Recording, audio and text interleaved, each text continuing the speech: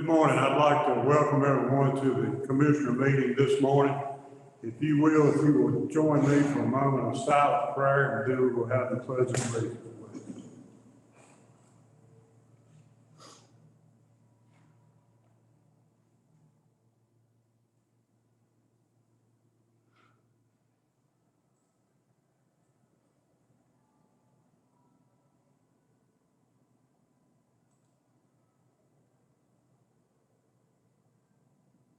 Amen.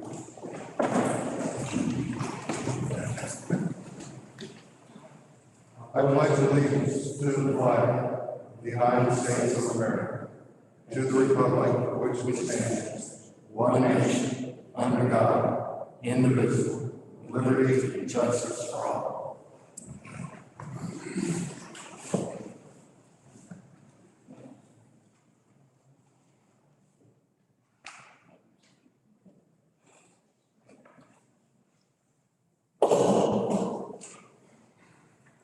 We will be having public comments in just a moment.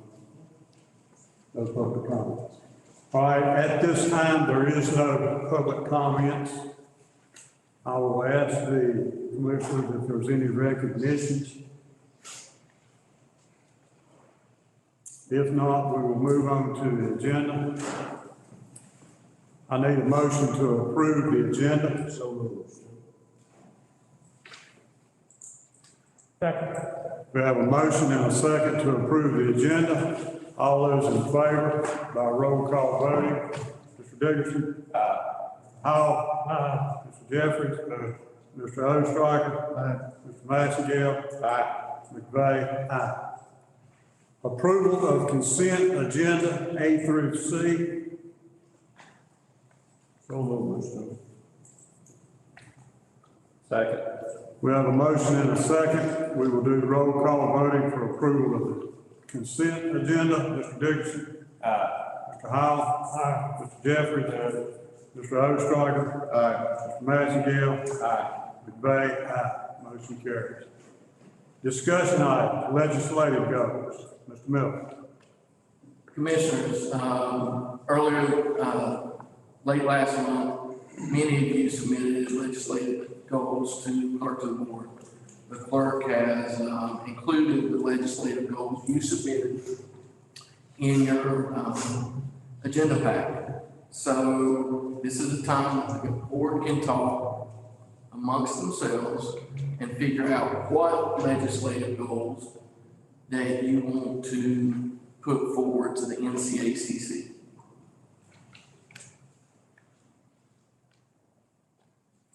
I'm happy to read the legislative goals that were submitted if you'd like. Yeah, go ahead.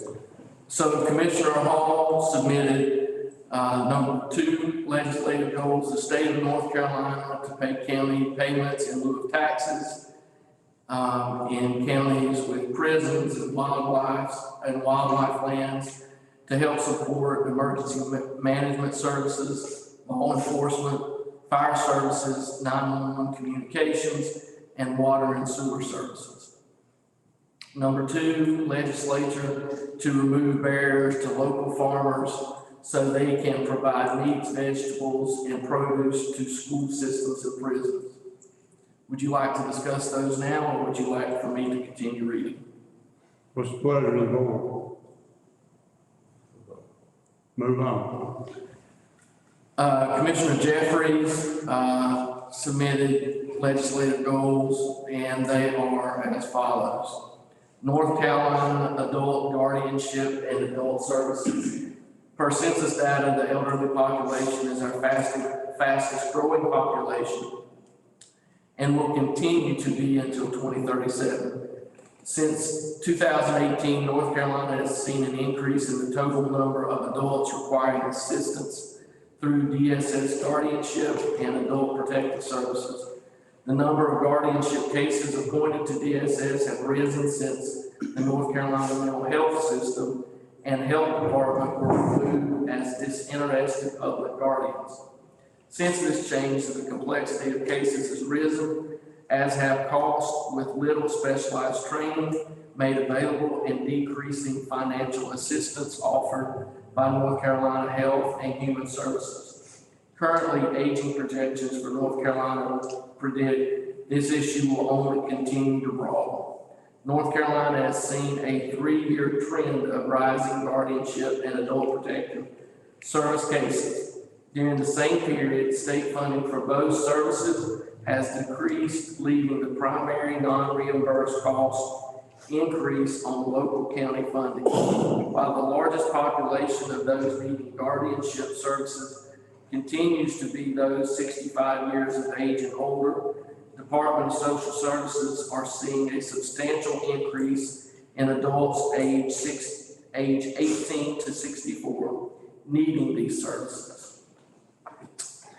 State funding needs to be increased to support local DSS agencies in providing guardianship and adult protective services.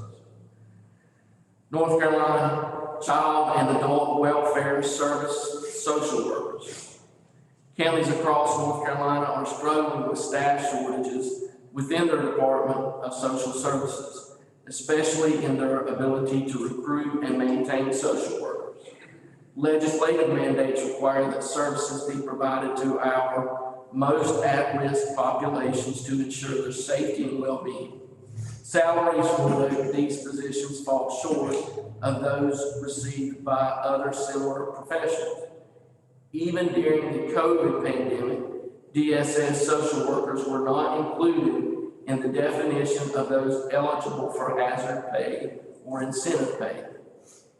Yet they respond to allegations of child neglect and abuse, adult abuse, and they maintain contact with the many children in the custody of the Department of Social Services, their families and others as necessary or required. The Department of Social Services lose quality social workers because they feel they are not appreciated for the extremely important work they do and the long hours they work to protect our citizens. Legislative consideration of this inequality would be most appropriate and appreciated. Commissioner Owen submitted increased funding for NCDOT to permit them to move forward on rural road improvements regarding projected increased traffic that impact safety. Further information, many projects that were to be completed 2 or 3 years ago are now projected to be completed in the 2023-33 plan. Some of those will become major safety issues for rural counties. Commissioner Stryker submitted higher quality teaching standards with greater emphasis on the basics, writing and math. Proposed language goal: we must have higher quality teaching standards with greater emphasis on the basics, reading, writing, math, and basic life skills.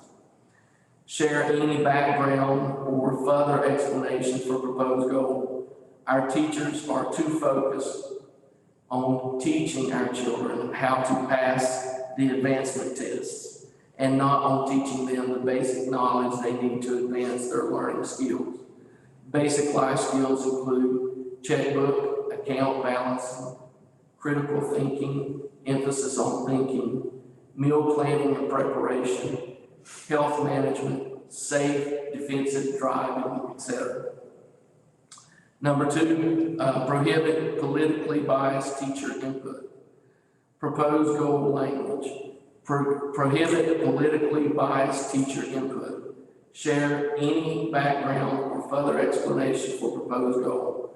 There are far too many examples of teachers indoctrinating our children with examples and lessons with their personal views, showing how one political candidate is better than another. Our socialism or communism is better governmental system than a democracy or a republic, etc.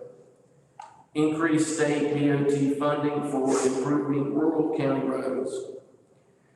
Proposed goal language: increase state DOT funding specifically for improving rural county roads, especially in areas impacted by pending high traffic developments, i.e. the Nambable Casino. Sharing the background or further explanation for proposed goal. Roads and highways are the lifeblood of rural counties. Better roads with provisions for better traffic flow and density are essential infrastructure to allow new business development in rural counties. Increase support for rural county new business development programs and projects. Proposed goal language. Increase state support for rural county new business development programs and projects. Share any background or further explanation for proposed goal. Rural counties need appropriate new businesses and support for developing businesses to bring new jobs and increase the tax base. These factors reduce the burden on existing residents to pay for the ever-increasing demands and costs of local infrastructure and county services. Commissioner Dickerson would like to see this provision struck from state law. GS 14-4 now has a major carve-out in subsection C. No person can be found guilty of a local ordinance violation if the person produces proof of any of the following. 1, no new alleged violation of the local ordinances within 30 days of the date of the initial alleged violation.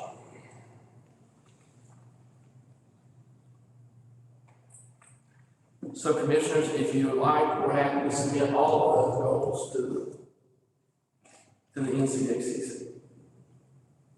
Mr.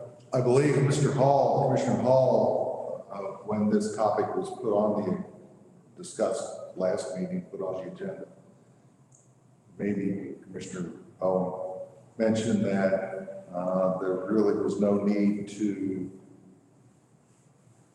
put in our goals, our suggested goals, broadband and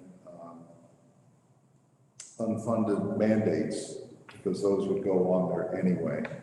I would suggest that we make sure that's the case, because those are important goals.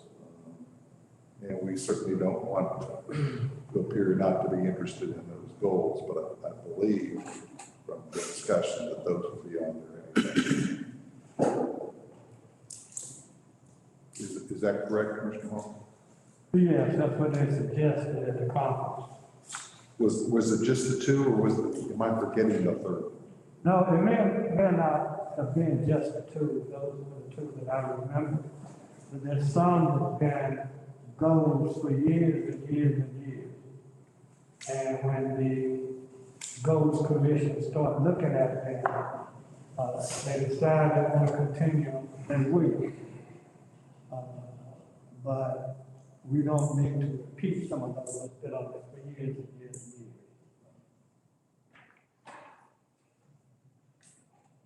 Any more questions from the board? Discussion? Would y'all like to have all those submitted?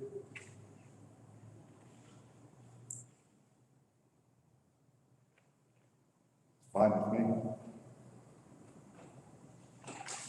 All right, Mr. Miller, if you will submit all those goals for us, please. Yes, sir. Thank you. Moving on to action items, building inspections and revenue forecast, Mr. Miller and Mr. Powell.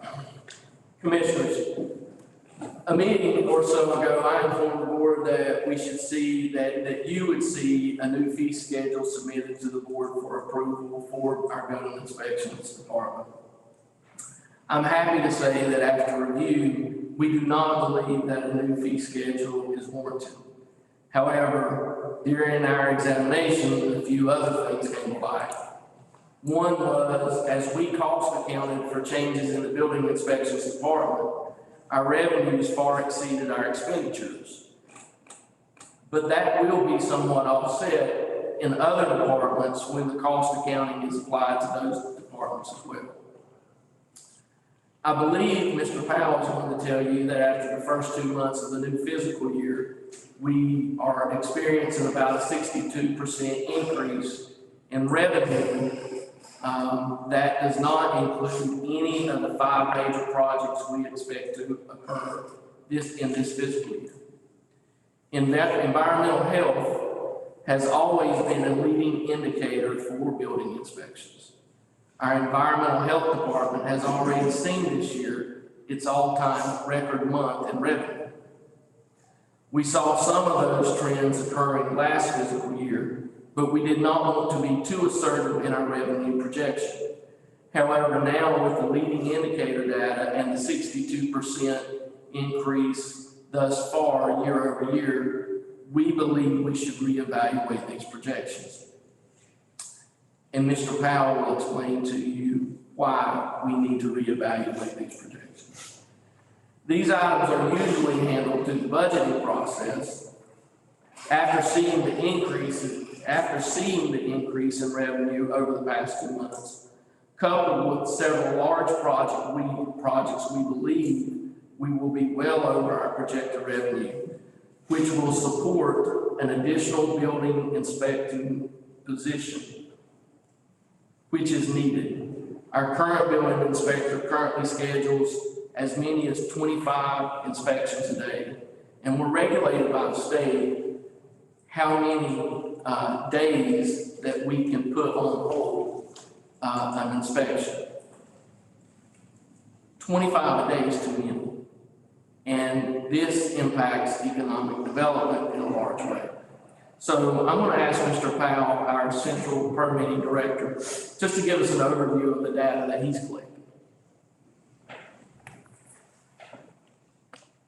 Thank you, guys. So this new fiscal year is definitely starting off crazy busy for both environmental health and building inspections.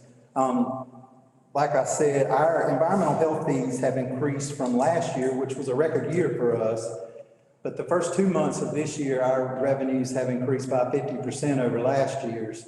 So the trend is going toward us doing much more business than expected. Also with building inspections, just the last 2 months, the first 2 months of this fiscal year, we were about 62.9% over last year's same 2 month period. And the trend has been increasing since that period last year, July and August. So the trend has been increasing quite a bit. Ken, before he left, had kind of earlier projected the revenues to come in around $244,000 for this current upcoming year. I think conservatively we'll probably come in more like $325,000, if not more. One of the reasons for that is if you project out what we've already done, plus look at these 5 major projects that we have that are moving along actually now fairly quickly. There's 2 projects in Yanceyville, there's 1 in Pelham, 1 in Providence, and then another one down in the Williamsburg area. So these major projects will potentially bring in revenues of between, I said 135 to 175. Part of that's because we don't really know the scope of the work. The Shady Grove project, they built a shell building with a permit fee of about $20,000, and now the upfit for that building is actually going to be more than the actual shell. And then they're proposing the second building, and in that building, they're expecting the fees for that building to be around $60,000. So you've got multiple major projects that are going to be happening this year, and one of the things that we've noticed is the number of inspections is picking up. The statute requires that once an inspection is called in, you have 48 hours to actually do the inspection.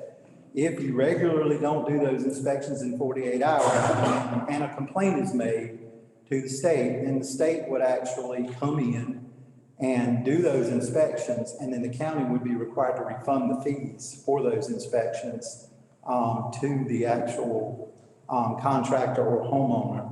So that's one thing we don't want to see happen. Also with fire inspections, as we all know right now, in today's world, things can become very tumultuous if an accident or something bad happens. And one of the things we don't want to have happen is we don't want to be in the news because we didn't do inspections at a school or at one of our major industries or something like that. And then, you know, we don't want to be in that predicament. So we really, really want to make sure these fire inspections are getting done. At the current rate though, it's just not possible. One person, if he's, you know, 25 inspections, well, I know we had 25 inspections, not this past Friday, but the Friday before. You can only kick inspections out so many days. I mean, you're going to try to squeeze as many as you can into today, because you know that the following day you're going to have, you know, 14, 15, 16 come in. And so it's just tough. It's hard to actually put them off any longer. I also included in my projection at the bottom some of the statutory requirements, and I actually took excerpts from those statutes out. Back in 2019, there was a new session law that required counties to make sure that all fees that are collected for building inspections are spent for building inspections and nothing else. But also, they also tasked the counties with having a system that would adequately track these revenues and basically report whether or not they're going supplemented by the general fund or they are supplementing the general fund. The basic gist is you can't supplement your general fund with building inspections fees. So not only that, now we're actually required to figure out, to keep up with it, to make sure that we're tracking those revenues so that they're not being used for things they're not supposed to. So with that being said, like Brian had mentioned earlier, with these new projected revenues, we can easily afford to hire another building inspector. And we're really almost going to have to, just from a statutory standpoint, because if we don't, we're not going to be able to offset the fees that we're collecting. So that's pretty much it in a nutshell. Does anybody have any questions?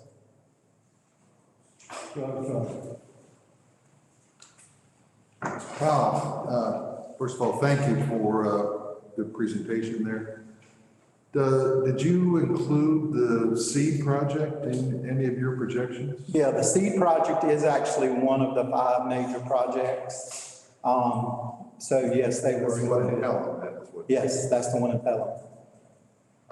Second question. We know and have heard numerous times how difficult it is to hire people. Two-part question. Are building inspectors out there and available?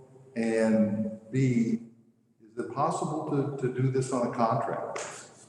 So both of those are wonderful questions. No, they are not available. As a matter of fact, we're really a little nervous about the ability to hire somebody in those positions. You know, right now we have our inspector he is either level 3 or either getting his probationary level 3s. I'm not exactly sure where he's at in that process, but that's a big deal. Level 3 is the highest level you can go in building inspections. So he is now very marketable. And so that's one of the things that's a little concerning. The other thing that Brian and I have talked about is, for lack of a better way of saying it, it would be nice to get like a homegrown type person that has some experience in building, electrical, different, or maybe HVAC, somebody that we can grow into the position. We're going to be much more likely to hire something like that than we are going to be to get a certified, fully licensed building inspector. Because at that point, the type of money you have to pay those guys is just, is a lot. And then on the contract basis, we actually do have a person right now this week that's doing some contract work for us. Shannon actually had a vacation that's been planned for quite a while. So we have a contract person. The only thing about contract help is probably going to end up costing you probably nearly double what building inspector would cost you. The good thing about that is you don't have the benefits, you don't have all of those things added to it, but it will become really expensive really fast if we have to contract out inspections. It might come to that because we're at a point right now where it's just not physically possible to handle the workload. So it's certainly going to be interesting once if you guys approve us to be able to do this. It's going to be interesting moving forward, trying to find somebody to hire, for sure. So, Commissioners, if I could just build off that a little bit, we would anticipate the base salary for a building inspector, probationary level 1, meaning they haven't passed their tests, they're just hired in at probationary level 1, at around $50,000. And with each certification they receive, in individual trades, it would equate to about $1,500 per certification per trade in increase. So at current, I think Mr. Petrie our current building inspector, is at level 2s across the board. Is that correct? Yeah, he's at level 2s across the board, but he's in the process of getting his probationary 3s. That's correct. So it would equate to about, I don't know, $12,000 increase for our current building, $11,000 increase for our current building inspector, simply because he has completed the certificates that he needs to get him to where he is now. That would provide these employees with specialized trades that require certifications, a career path, and it gives them incentive to work throughout that path. They know if they can stay right where they're at, or they can keep learning, keep going to school, keep gaining the certifications and increase their salary. Hopefully what we would achieve by that is having another level 4 building inspector across all trades within the county, like we did when Mr. Casey was here. So actually what we're doing today is asking you for 2 things. We're asking you to approve the additional building inspector's position. And we're asking you to approve this certification level pay style for the building inspections department. We're happy to answer any questions you have. I don't have a question, I have a comment.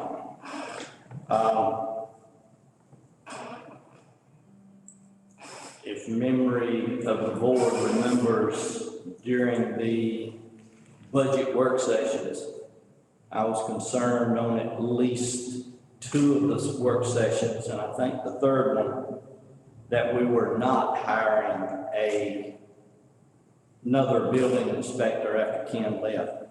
That concerned me for several reasons. Number 1, fire inspections are lacking tremendously. As Mr. Powell just stated, if something were to happen, the county could be on the hook for quite a bit of legal matters. Number 2, if I am a contractor and I call in and I need a footing inspection and I've got to wait 5-6 days, that's really putting the contractor in the bind. That's not a good view of Caswell County, of contractors wanting to come in and do things within the county when they can't plan. I was a proponent for the building inspector during budget sessions, and I'm equally, if not more so, a proponent of another building inspector as we speak in this meeting. That being said, I think that, the current building inspector, Shannon, maybe has been, told that each certification he received, he would receive a step raise, and to my knowledge, I don't think that's happened. We need to keep our word to those people that we, give that to, and, so we need to keep these building inspectors here and not looking for other jobs. And, that's all, thanks. Mr. Dixon? Yes, sir. When you speak about affected revenues coming in that will more than cover the salary of an additional building inspector, you mentioned that you had 4 or 5 projects in the county. Right. That are generating ordinarily fees that are far past what you bring in for like a regular house. That's correct, yes. Do you think that is going to be the standard going forward? I mean, if we base our projections on that and we don't have those type projects coming in, then the revenue plummets and the salary's not covered. Do you see that as an issue? I actually do not. And the reason why, this year has the potential to be literally a blowout year. When I conservatively estimated the new revenues at 325,000, but if you look at the stuff that's going on in the county right now, I mean, I was thinking over the weekend, just trying to throw some numbers together, and I could literally see us in the next 12 to 18 months, like adding probably $20+ million to our tax base. And the reason I say that is because we have in the past year done probably 25 new lots in the golf course. There are 2 major subdivisions that have been created, one of which on Cherry Grove Road already has broke ground on new stick-built housing, which is going to be built there. And so we've got major subdivisions that literally ground has been broken already on new housing.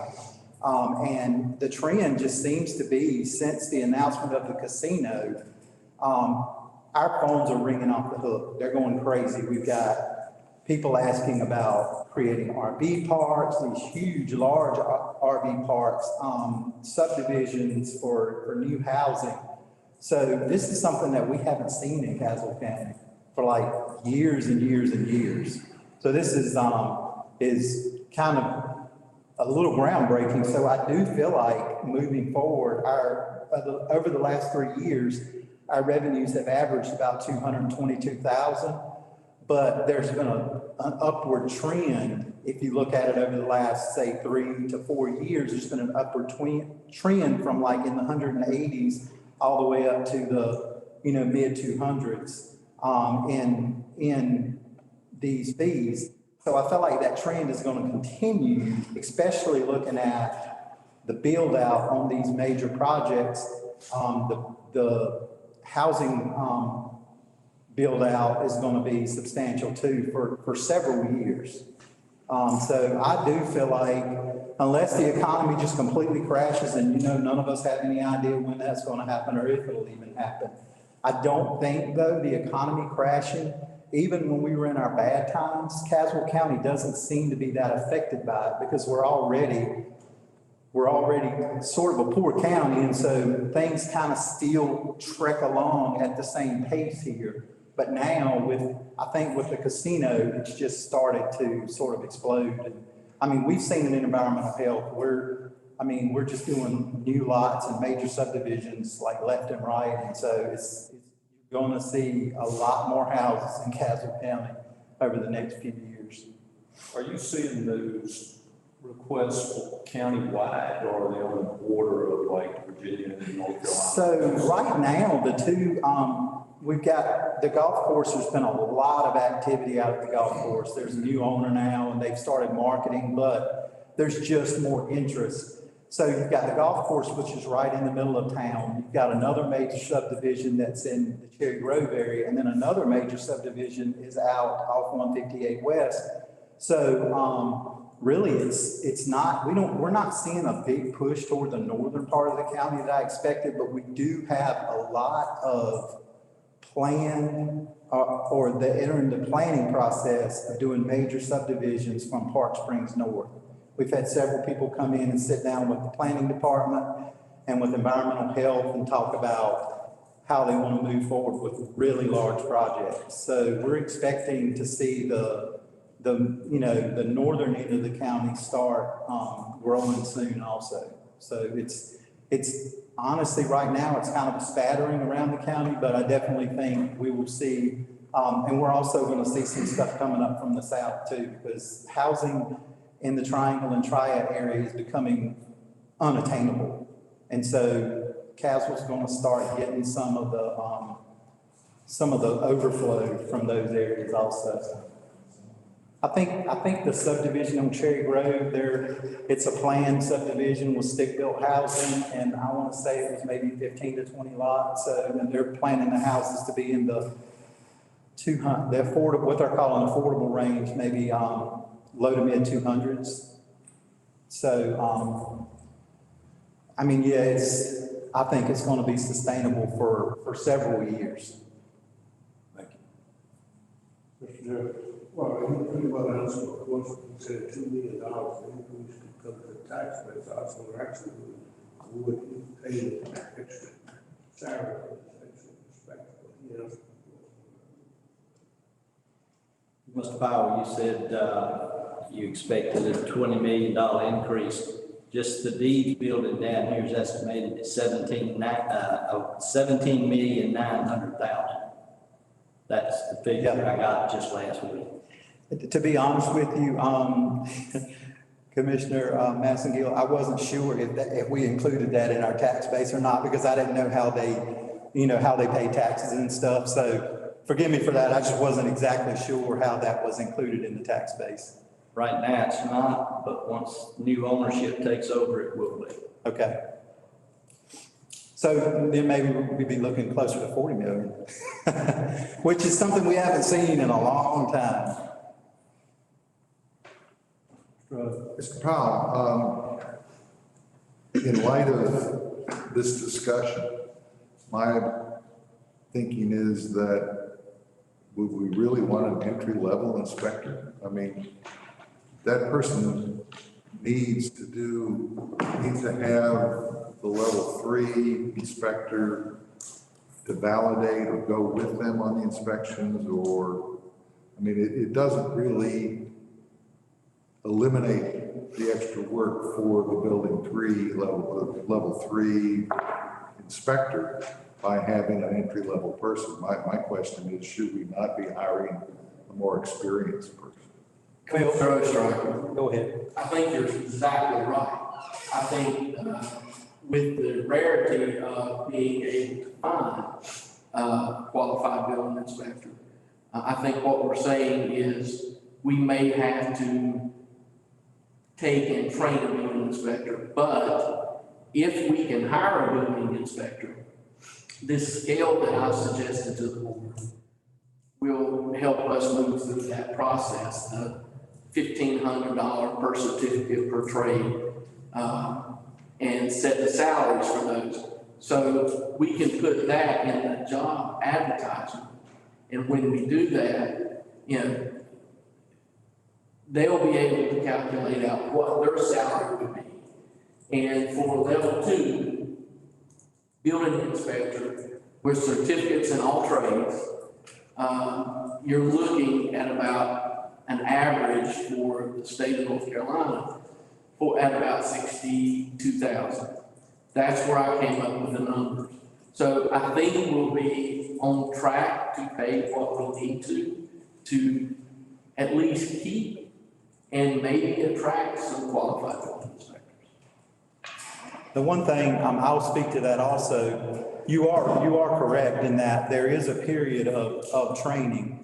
If we could hire someone that has some expertise in a trade, when you become a probationary level 1, you do have to work under some supervision, but you can do a lot of the work, a lot of that work on your own. as long as you're under direct supervision. So, a lot of the stuff that could be taken off of our level 3 building inspector, like, you know, the school inspections, the bigger inspections on large projects, the newer person could capture, you know, the electrical stuff and the footings and things like that to take that off of the level 3 inspector. You know, our ultimate goal would be to get somebody fully trained. That would be absolutely awesome, but I know what we're up against. It's gonna be tough. I mean, it's dog eat dog, and I know the inspector we have currently is being actively recruited by other places. And so, I mean, it's a struggle.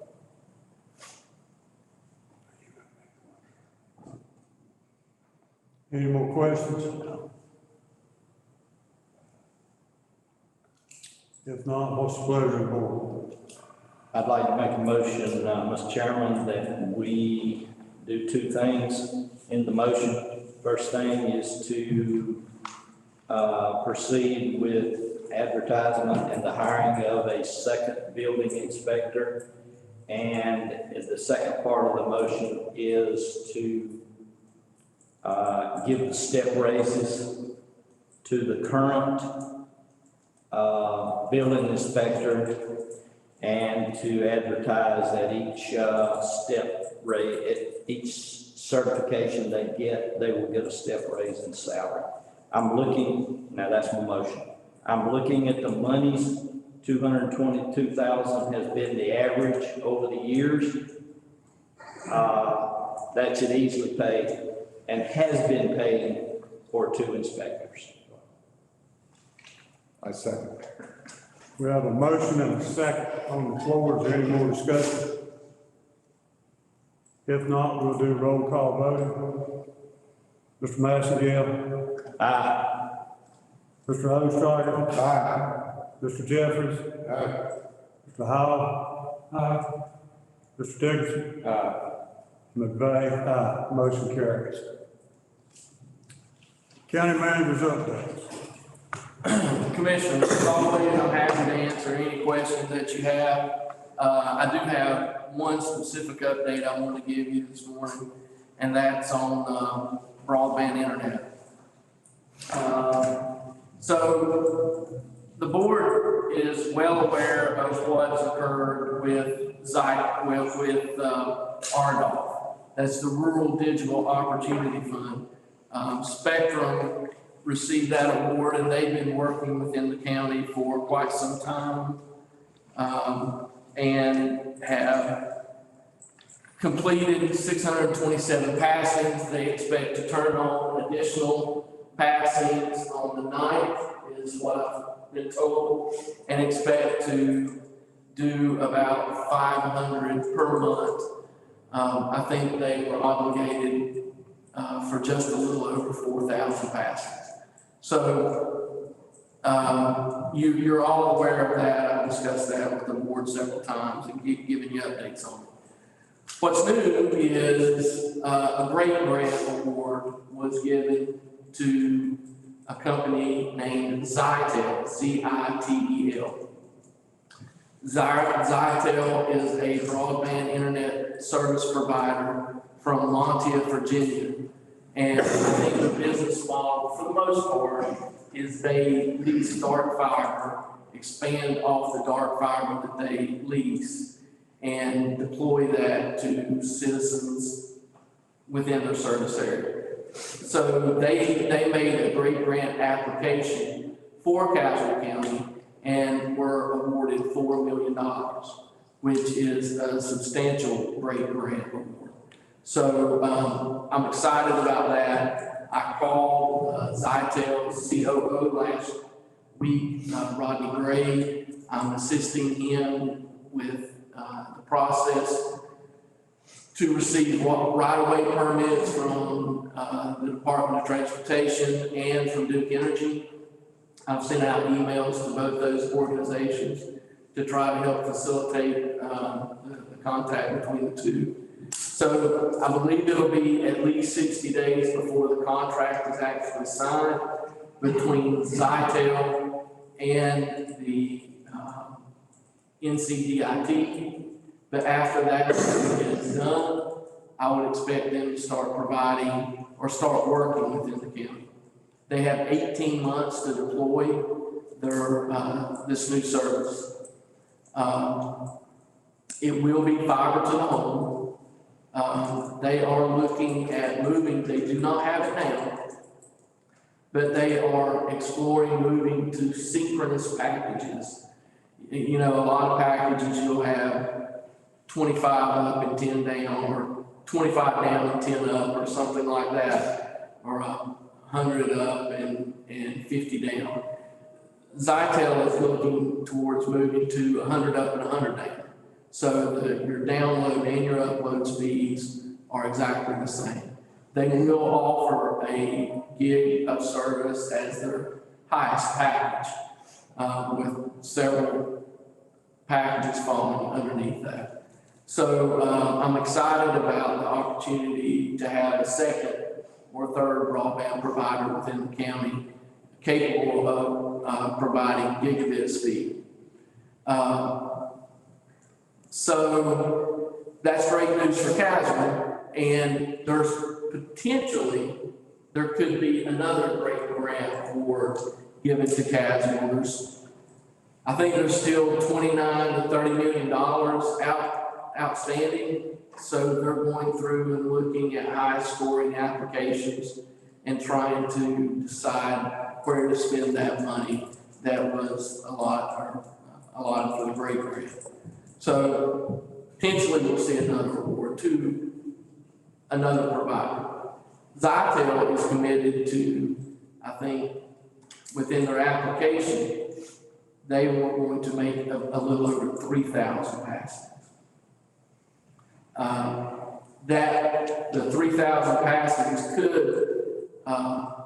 turn into about 4,000 when you consider I want to serve both sides of the road, not just the side of the road that I applied for. So the map that they provided me showed a little over 4,000 addresses that they think they may provide. After the great grant, there's another state grant that we're eligible to compete in, and that's the CAB program. That's Completing Access to Broadband, and the acronym is CAB.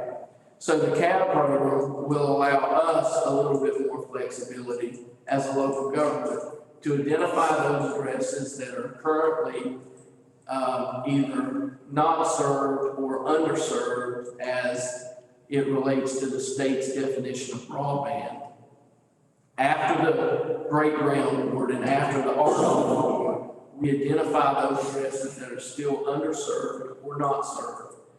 And we're able to send out an RFP for those addresses to providers, and providers are able to bid on those addresses through the RFP that we send out. We make a decision on who we choose, and then we move forward with that process.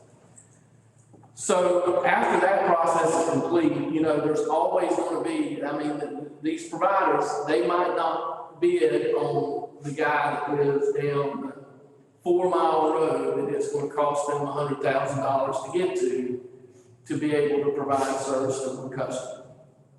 So there is one last program the state has available to us, and that's I'm going to call it the last mile. I can't.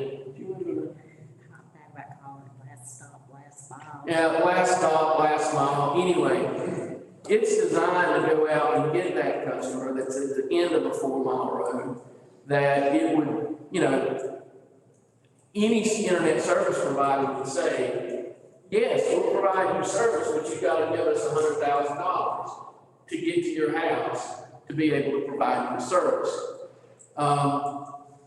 What this last mile program will do, will create a process where the individual wanting service contacts an internet service provider.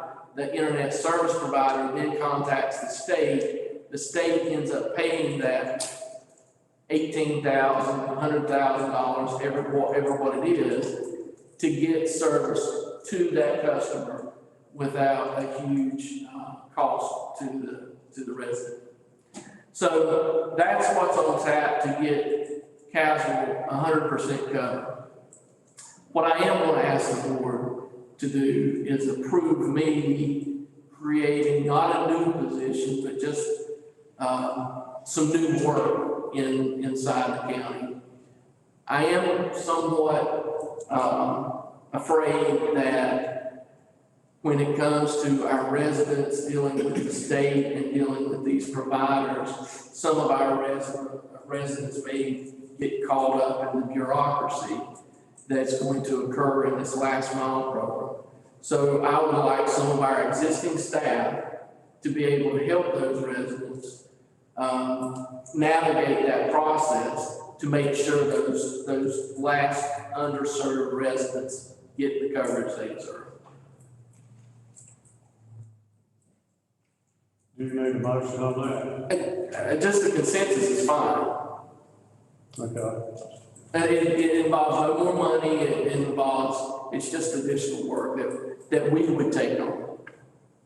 Seems like to me that's your call. Okay?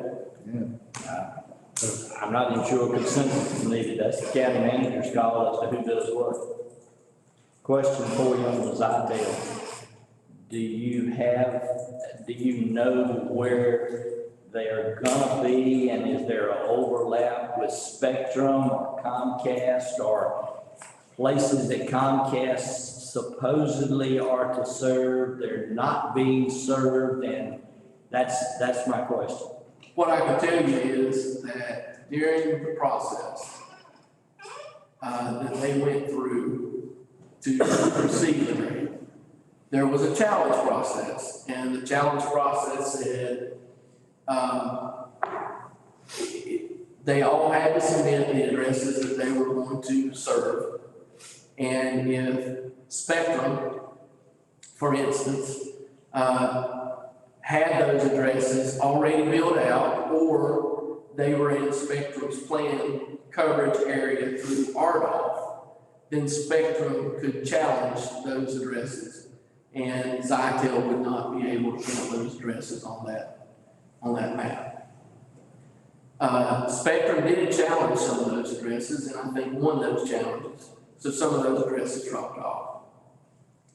However, the way that I interpret the map, there is some overlap with Comcast. I do see addresses on the map that I think are covered by Comcast now. Evidently, Comcast did not do a challenge when it probably could have. I do see overlap with Comcast. I do see overlap with CenturyLink's legacy type internet service that probably was still available to be bid on through the Great Grant, because CenturyLink wasn't providing the service, or Lumen wasn't providing the service at high enough speeds that satisfied the state. So I do think there's some overlap. Does Comcast still have the ability to challenge? No, the challenge period is over. Can we get rid of Comcast, period? So, here again, we're delving into the area of private sector providing goods and services and business within the county. I think if every resident had 2 internet service providers to choose from, that would be a great thing.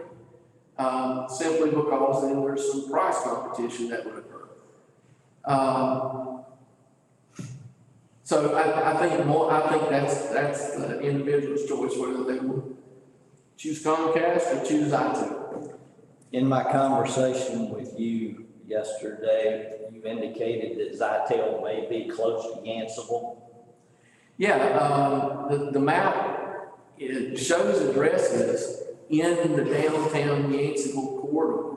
So that could lead to some benefits for the county in redundancy coverage for certain departments like the sheriff's office and 911 and EMS, the health department, that really can't afford to be down. So, yes, and that is, there again, some of the CenturyLink legacy system that speeds may not be what they should. And that's what we have in 911. We have no redundancy whatsoever. Right. And when a line is cut in Rocky Mountain, it affects us. So I would hope you would follow up on that and say if we can't do that.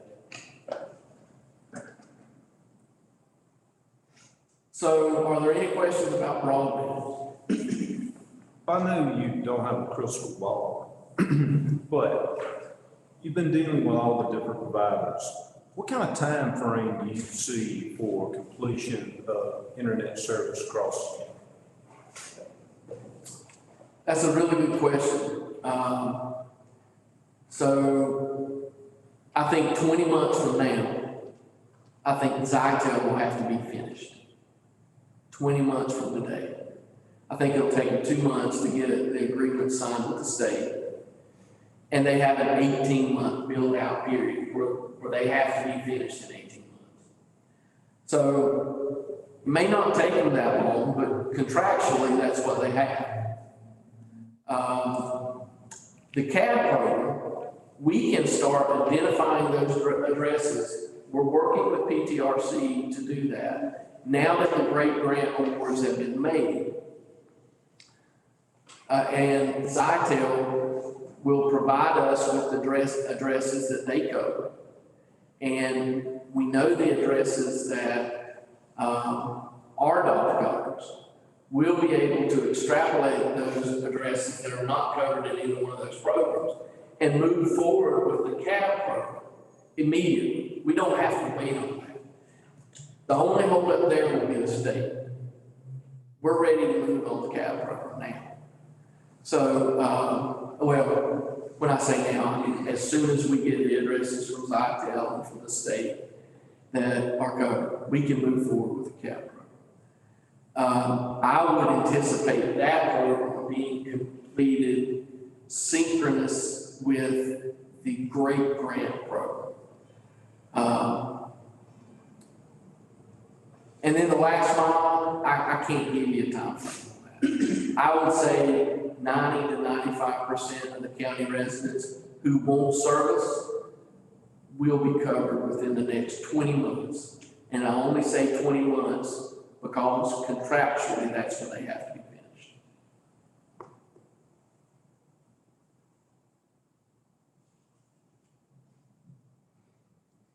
Spectrum's supposed to be done by the end of the year. Not contractually, but they have said that they hope to be completed by the end of the year. There have been some delays, and we discussed that have extended that timetable somewhat, but they will be in the county until they finish their build out in Castle County. And I would not think that would be too terribly much longer than the end of the year. It may go to January, February, or March, but as of right now, I would expect, January, February, or March of next year for them to be finished with the RDOF bill.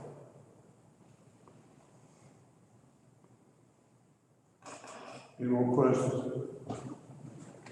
All right, we're going to move on to commissioner comments at this time, and I do have something I'd like to speak to the commissioners about.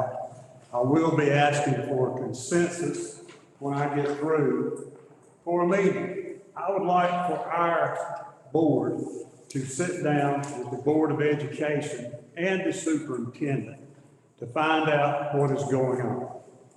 We have the grade crowd about the state, they send out the grades for the school year. And we have had all of our schools except 2 make B's. We had North, who pulled in a low C, and we had Barton Yancey, who pulled in a F.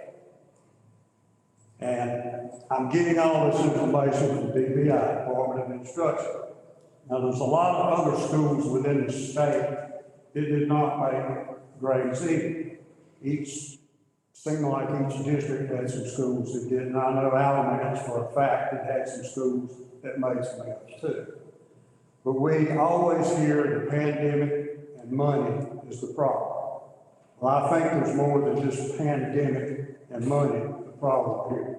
If you will recall, when we met with the school board back in the library, back during budget time, I posed a question about, or put out there, that money was not the answer to everything. And that board agreed with me. But I think with the development that we're having in this county, we need to be finding out why our schools are not doing any better than they're doing. And we spent $18.5 million down here on Bart Yancey School, taxpayers' money. All I heard was how that was gonna bring teachers.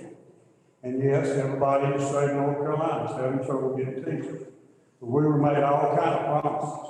And I have not significantly seen any improvement whatsoever. Now, I'm told that there's improvement in growth.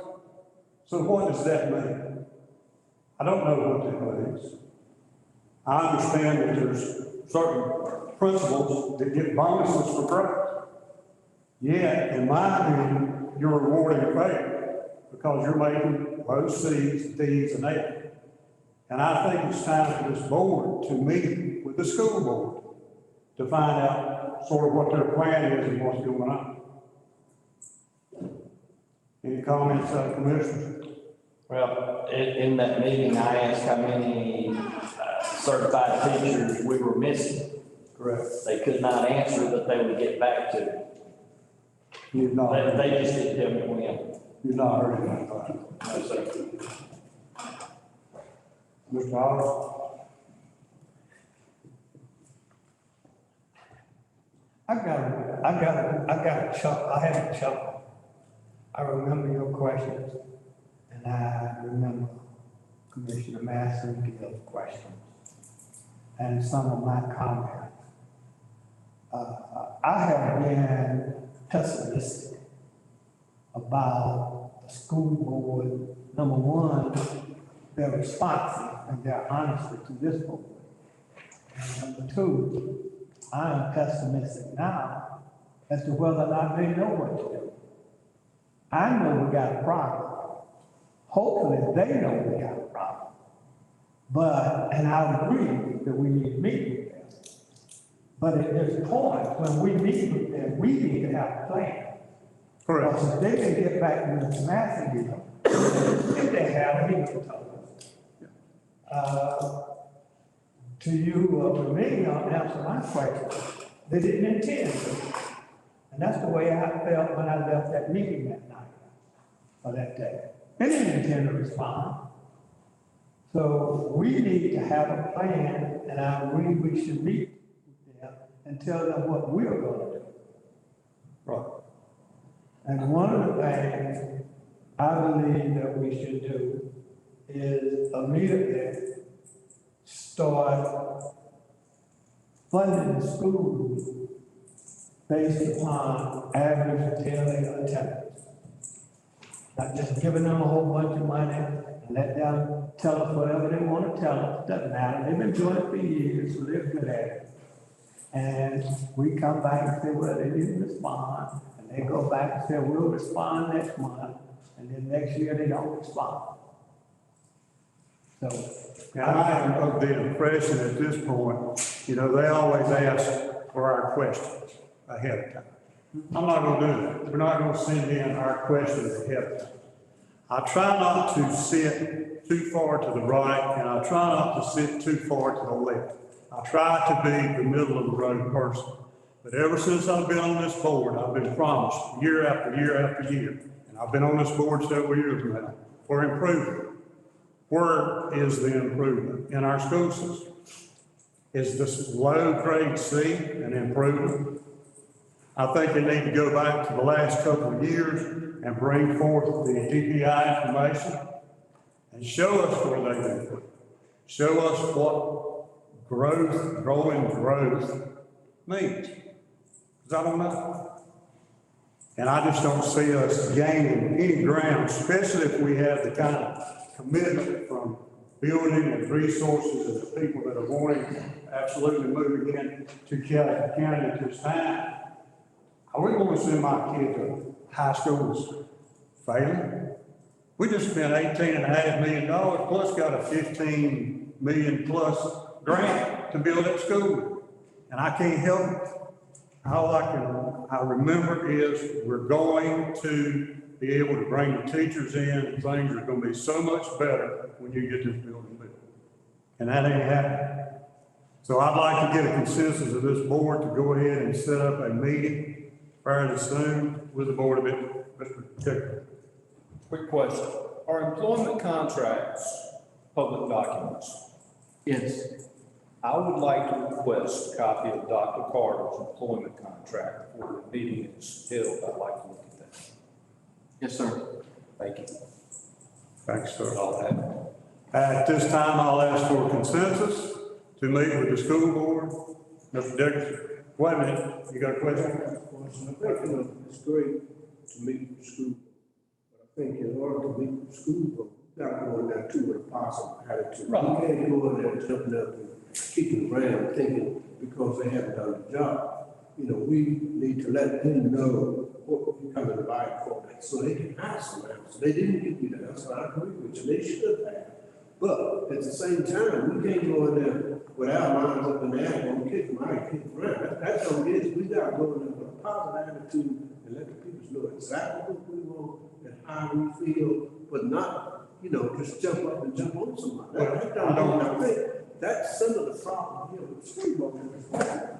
It used to be that way, but down the last 7, 8 years, you know, it has gotten bigger and bigger, and it's not getting here. And I think that's the thing we need to think about, how we gonna come together as one. We ain't hurting the kids, we ain't hurting people, we hurt the kids. And that's not gonna happen. And I agree with you. I don't want it to be a shouting match or whatever. We need to come up with some action. But we definitely need to do some stuff different somewhere, whether it be through us or through that school. And I agree with Mr. Jeffrey. We need to go in there conciliatory versus argumentative. Correct. Consensus. Oh, Mr. Howell, you got something? Go ahead. Oh, one more comment. The only argumentative person over the last 7, 8 years that he mentioned has been me. I'll say that. I hit it with a hard question. Everybody else has been kind of conciliatory. And what did they get us? Nothing so far. That's my point. He got us 1 C, rest of the D's and a half. Okay. Okay, we'll go in there argumentative then. The majority has been what you suggested. That's what I'm trying to say. That's been the majority. They didn't answer my questions the last time. Right. And I told them, at least twice, you didn't answer my question. They danced around. So, no, the majority of them conciliatory. Mr. Hall, I beg to differ. I have been in the same boat that you're in, and I've been very unsatisfied with the answers I've gotten out of the school board. I felt like I got to run around and never received the proper information of what I asked. I agree with you wholeheartedly in that aspect. Okay, I'd like for y'all to think to yourselves about what questions you would like to have. If I can get a census from this board to do this meeting, then we'll get Mr. Miller to set one up. And I would suggest we set it up pretty soon, if we can get them to meet with us again. Consensus, Mr. Davis, Mr. Howard, Jeffers, Mr. Rutherford. I believe we ought to give them some concept of our concerns and our questions. Certainly, the grades that the schools have received is something they need to explain to us and what their plan is to do. Are you yes or no? I ain't giving them no more questions. We've asked questions and we've asked questions, and I've sit in the middle, and I ain't giving them the questions we're gonna ask them. They'll be hard questions. So are you for that consensus? Yes, all right. Yes. All right, Mr. Miller, if you will, if you'll set it up for us to have a meeting as soon as we can, if they can meet with us, and I want the superintendent there this time, if we can possibly get her there. Thank you. I have nothing else. Anybody else on commission comment? Yes. Go ahead. At our last meeting, we said we wanted to meet with the planning board.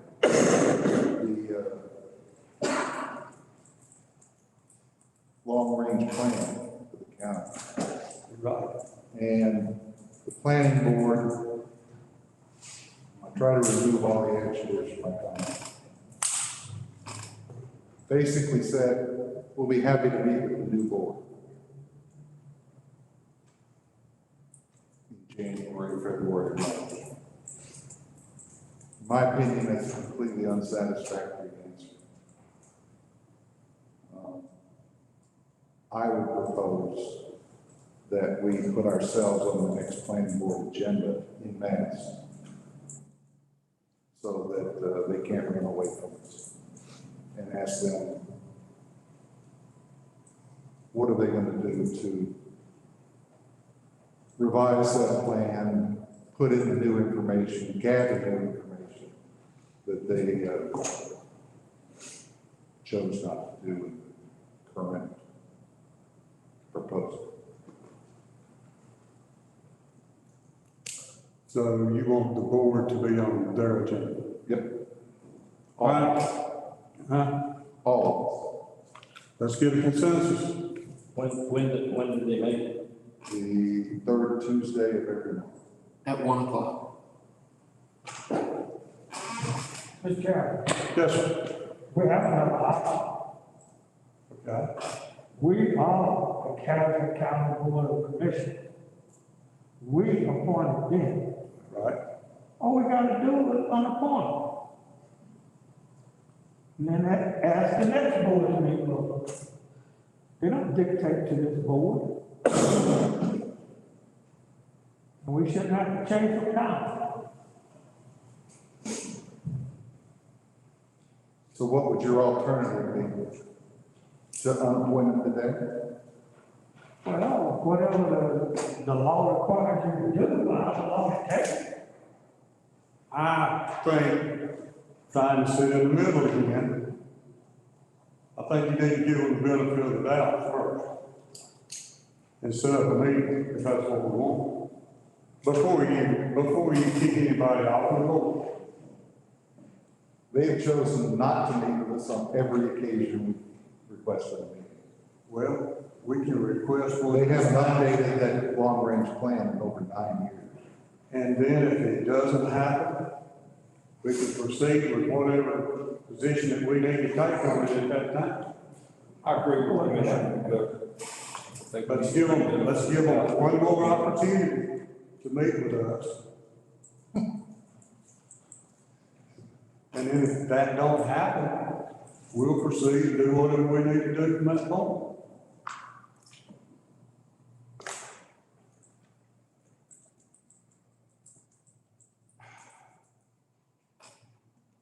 So are you saying go to their meeting, or Sir? are you saying go to their meeting? Is that what you're saying? It doesn't bother me either way. We can have them up here or we can go to their meeting. I don't mind. I'll do whichever the board would like to do. Well, I think they told Commissioner Ostriker they're not coming to this meeting, so what is the process to get on their agenda if they don't want to meet with us? We'll have Mr. Miller set us up on their agenda. Now, they can't be, and I understand where Mr. Ostrike is coming from, but I want to give everybody a fair chance. They can't be telling us what they're gonna do, what they ain't gonna do. For setups. We, as one of these gentlemen said, we appoint them. So we need to be on their agenda for their next meeting, if that's successful. When is it? The third Tuesday. 20th at 1 o'clock. At what? 1 o'clock. September 20th at 1 o'clock.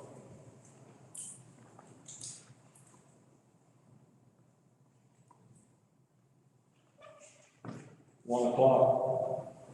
Yes.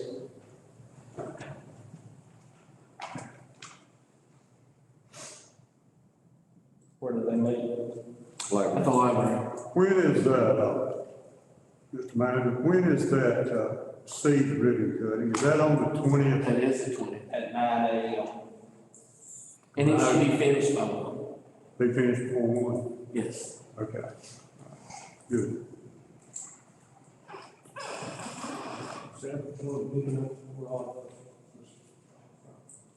Sir, I didn't. Sarah Road, picking up, meeting room, picking up all that. It's big enough. Yeah, we're gonna get it now, we have to squeeze it. How many is on the planning board? I don't know. Oh, gosh, it's what, 7. 7. so, If they should. okay, well, you be sure let them know we're coming Yes, sir. on the 20th. Is there anything else, any comments anybody wants to make? I'm sorry, go ahead. I want to, can we take a break a minute? Yes, sir, we can Just take a minute. we can take a break for just a minute.